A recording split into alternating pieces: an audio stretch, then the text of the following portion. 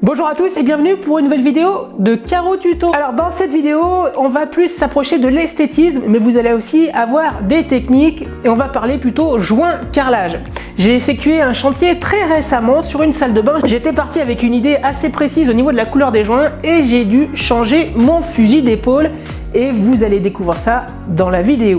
N'hésitez pas, si vous avez des questions, allez dans les commentaires, mais aussi n'hésitez pas à aller dans les descriptions de vidéos puisque j'essaye à chaque fois de décrire un maximum les vidéos à travers les étapes de réalisation, mais aussi à travers les matériaux et les différents outils que je peux utiliser. Puis aussi, si le style de vidéo de Caro Tuto vous plaît, n'hésitez pas à vous abonner et à cliquer sur la petite cloche des notifications pour être toujours tenu informé des prochaines publications de Caro Tuto.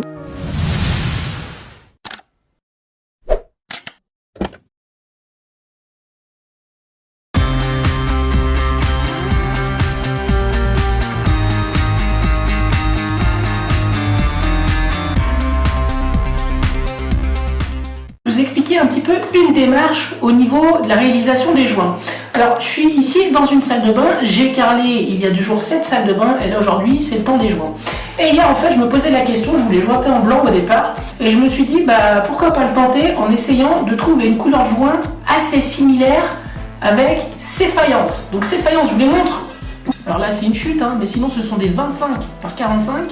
Mon but il est d'essayer d'avoir un aspect très uniforme au niveau des murs et puis ici au niveau du sol on est sur du carrelage imitation bois. Donc comment j'ai procédé? J'ai pris une chute de carreaux et puis je suis allé chez les fournisseurs et puis j'ai essayé de trouver un joint similaire et j'ai trouvé celui-ci. C'est le ton sable et j'ai regardé avec le carrelage ce que ça donnait et là je pense qu'on est pas loin du but. Avec ce joint on peut poser en intérieur sol et mur et en extérieur sol et mur. Avec ce pot de 5 kg, je peux réaliser 15 mètres carrés. Il a une prise assez accélérée apparemment et surtout une largeur de joint de 1 à 10 mm. Moi personnellement je trouve que c'est très important de bien réfléchir à la couleur des joints puisque c'est ça qui va faire rehausser le carrelage et c'est ça qui va pouvoir peut-être donner une ambiance à une salle de bain. Et ici vraiment je veux vraiment tout soit uniforme au niveau des murs et que ça fasse ressortir le carrelage imitation bois. On va jointer ces faïences en couleur sable. Allez, c'est parti. Bon alors chose importante, ce joint je ne l'ai jamais pratiqué donc je vais faire par petite quantité au départ. Et puis, on va voir comment ça réagit.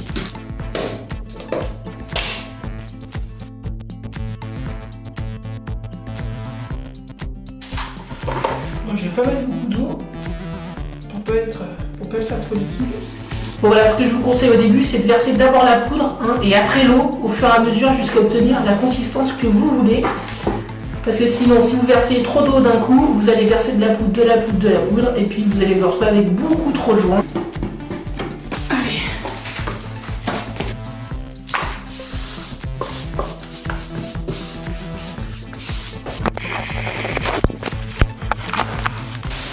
Ça fait beige très foncé, en séchant il va s'éclaircir.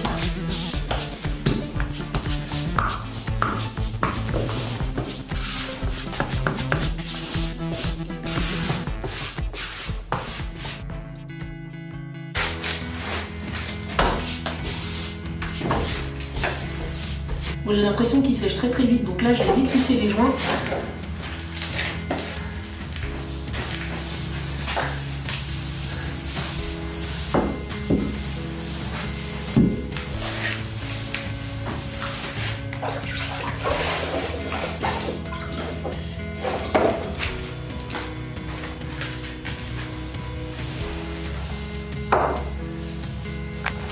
Bon j'ai trouvé à peu près la manière d'utiliser, donc je le lisse pas très longtemps après l'avoir passé puisqu'il sèche très vite et puis aussi là en fait nous sommes dans les combles donc il fait très chaud et puis le temps de faire toute une surface et je repasse le coup d'éponge en diagonale pour essayer d'en ramasser un maximum. Après reste à voir s'il va y avoir de la laitance ou pas. Normalement avec le deuxième coup d'éponge je ne devrais pas en avoir, après sinon là nous passerons un coup de chiffon.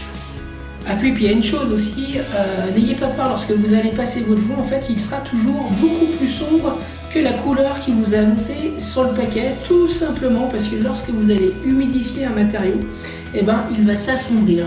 N'ayez pas peur puisqu'après avec le temps de séchage, il va reprendre sa couleur naturel. Autrement dit, vous voyez, celui-ci qui est sable, qui est relativement clair, lorsqu'il est mouillé, il fait plus beige. D'accord? Mais bon, avec le temps de séchage, eh ben, il va reprendre sa couleur naturelle.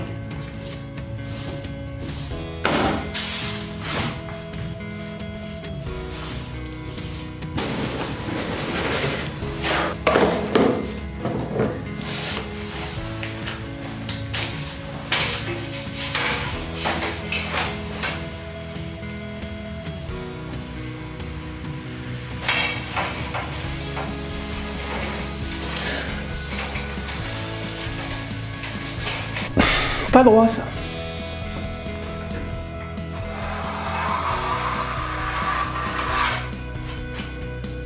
Et puis il y a autre chose aussi, pourquoi j'ai voulu choisir un joint vraiment qui se rapproche de la couleur de ce carrelage, et ben, c'est que ce carrelage a certains défauts au niveau de la pige. Alors la pige en fait c'est la taille du carrelage et en fonction des paquets, j'ai quand même des différences entre 1 et 2 mm. Donc je peux vous dire qu'à peser c'est plutôt compliqué. Donc pour le coup, eh ben, je mise sur l'aspect uniforme de la chose. Je me suis appliqué sur ma pose et c'est le joint qui va tout faire en fait, amener de l'uniformité, amener quelque chose d'uniforme, quelque chose de compact au niveau des murs. Et on dit, si vous n'avez pas un énorme budget et que vous voulez faire quelque chose de propre, au niveau des faïences, si vous avez certains défauts au niveau des piges, eh ben, allez sur quelque chose d'uniforme, essayez de trouver un joint qui se rapproche de la couleur de votre carrelage, et puis ensuite, ce sera de la déco. Voilà, ça va bien sécher. Ah bah pour une fois, il fait beau. Alors là, au niveau de la périphérie entre la faïence et la baignoire, j'enlève toujours le joint qui est plus faufilé entre mon carrelage et la baignoire. Tout simplement parce que même si je fais un joint à carrelage et qu'après le plombier fait son silicone, il se peut qu'avec le temps, la baignoire va peut-être un petit peu bouger et le joint va fissurer. Alors ça n'enlèvera rien à l'étanchéité, sauf que ça grince par moment. Donc du coup, je ne pose jamais de joint à carrelage entre ma faïence et la baignoire. C'est le plombier qui fera l'étanchéité avec son silicone.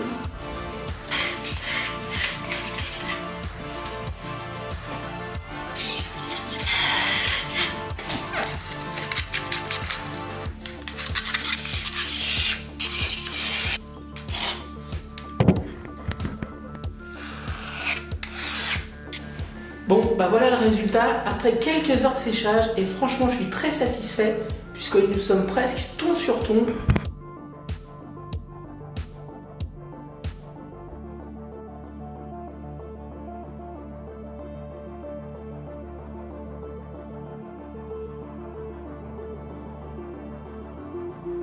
Voilà, j'ai réussi ce que je voulais, avoir quelque chose d'uniforme, avoir quelque chose d'esthétique.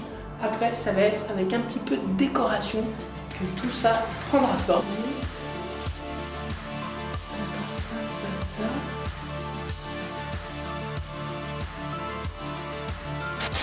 Et puis aussi, n'ayez pas peur lorsque vous allez commencer à faire votre joint, il sera beaucoup plus foncé qu'est-ce qu'il y a d'affiché sur votre paquet, mais c'est normal, c'est parce que vous aurez humidifié ce matériau.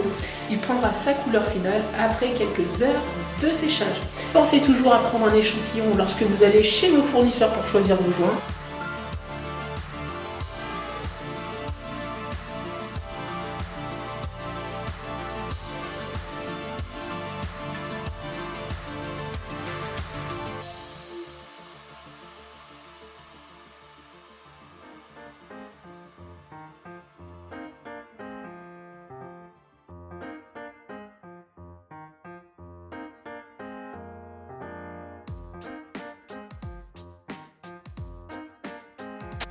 Bon écoutez, j'espère que cette vidéo vous aura plu et vous avez pu voir mon approche. C'est-à-dire que j'ai effectué d'abord une petite zone pour découvrir le joint, savoir comment il réagissait sur mes faïences.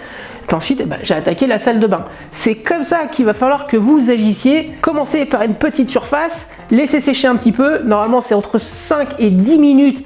Et puis, si cette vidéo vous a plu, n'hésitez pas à laisser un petit pouce bleu. Cela permet de mieux référencer les vidéos de Caro Tuto. Je vous dis à très vite pour de nouvelles vidéos. Je vous remercie encore pour tous vos partages. Mais surtout, prenez soin de vous.